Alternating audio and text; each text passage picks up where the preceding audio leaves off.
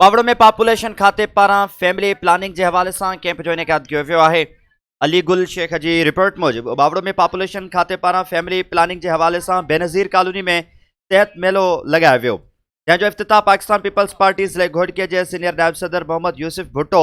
Population welfare ज़िले officer Asghar Ali Solangi, taluka education officer secondary Bashir Ahmed Bhatti कयो।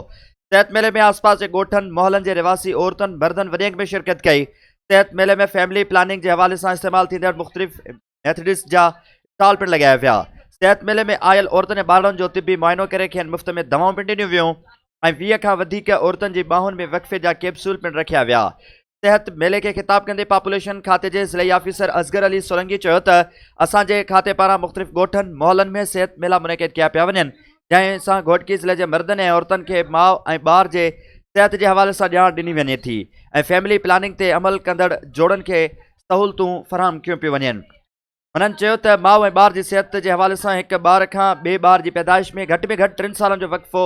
लाज़मी हुजणु घुरिजे। सेहत मेला कैंप के खिताब कंदे मोहम्मद यूसुफ भुट्टो चयो त मां पॉपुलेशन खाते के अमले के दस्त थो ॾियां, जन माण्हुनि में माउ ऐं ॿार जे सेहत के हवाले से अहिड़े क़िस्म जा प्रोग्राम मुनक़िद कया आहिनि ऐं खेनि आगाही पिया ॾियनि ऐं फैमिली प्लानिंग जूं सहूलतूं फराहम कनि पिया।